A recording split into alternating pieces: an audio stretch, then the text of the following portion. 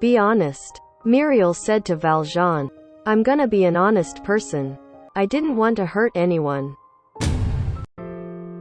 Victor Hugo was a French poet, novelist, essayist, playwright, and dramatist of the Romantic movement.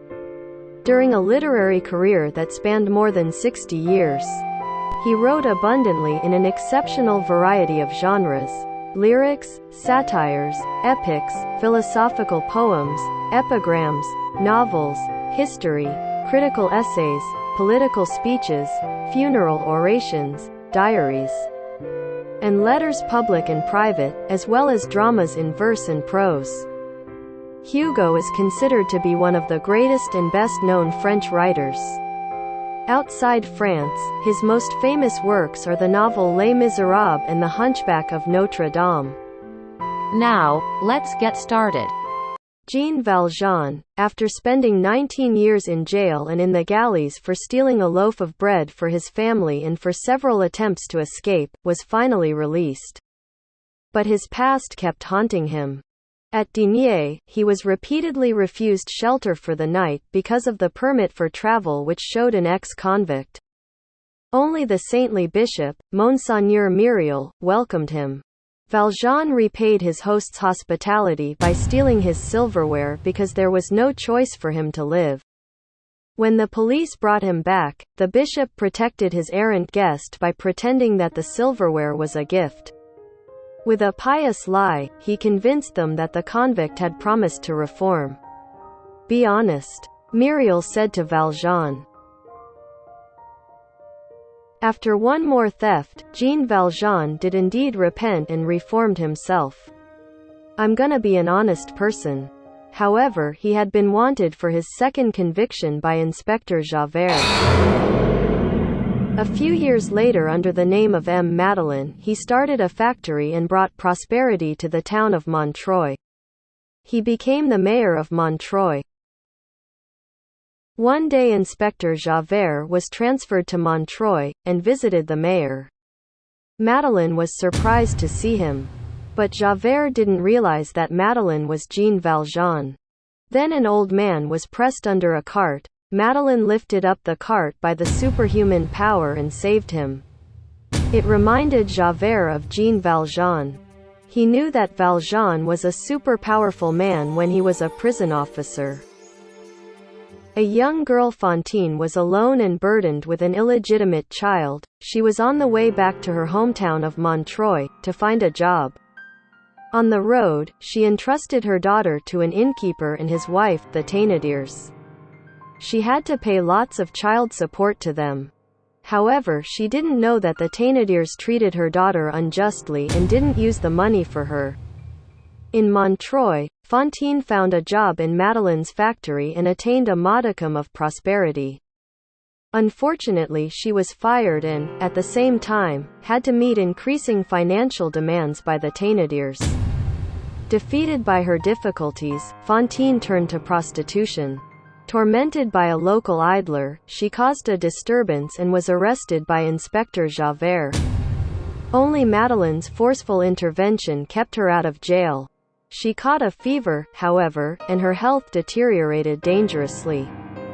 Death was imminent and Madeleine promised to bring her daughter, Cosette, to her.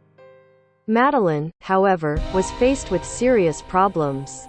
A man had been arrested as Jean Valjean and was about to be condemned for his crimes.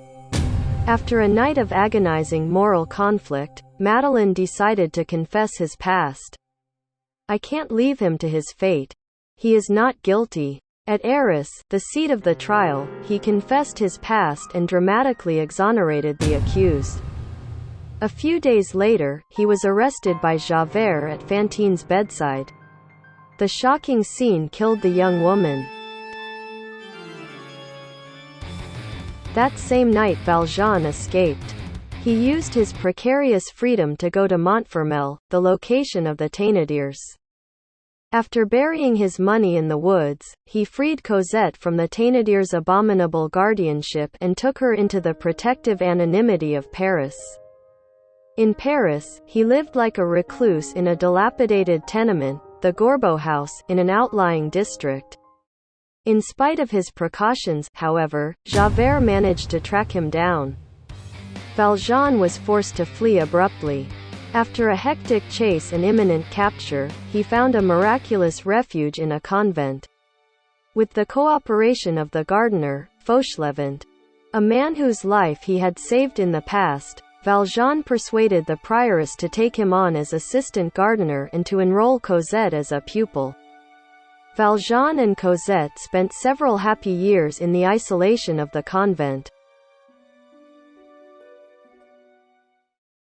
Marius was a 17-year-old who fell in with a group of radical students, the Friends of the ABC.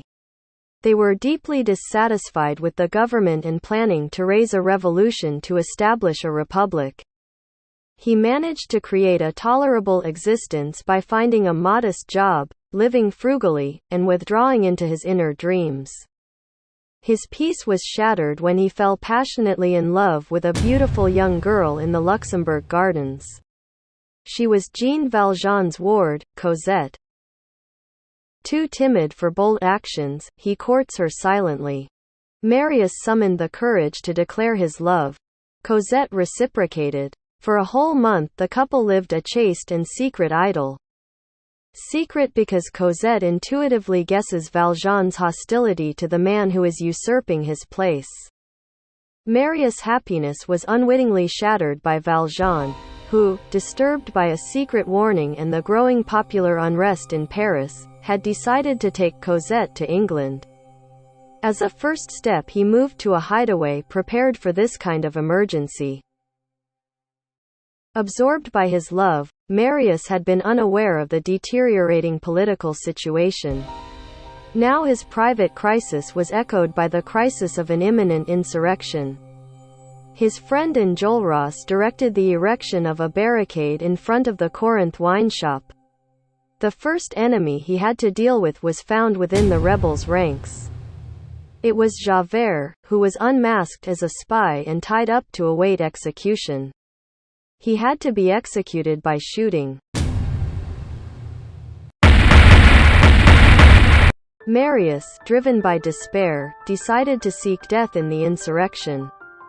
He joined the fighters at the barricade and fought valiantly to the end. Valjean also joined the insurgents. But for special reasons. He had discovered Marius' relationship with Cosette and his role in the revolution. For Cosette's sake, he decided to protect the life of the man he abhorred. Before the final assault, Valjean volunteered to execute Javert. Instead, he spared the inspector's life and sent him away.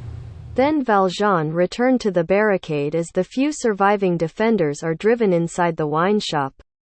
He seized the seriously wounded Marius, disappeared into a manhole, and undertakes a heroic and harrowing passage through the sewers of Paris.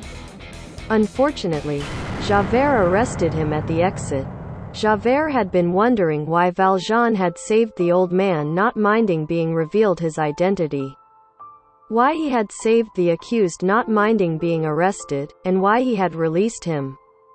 Valjean said, "I didn't want to hurt anyone." Javert allowed Valjean to take Marius to his grandfather and later, in a quandary, released Valjean. But he couldn't forgive himself for this breach of duty and committed suicide.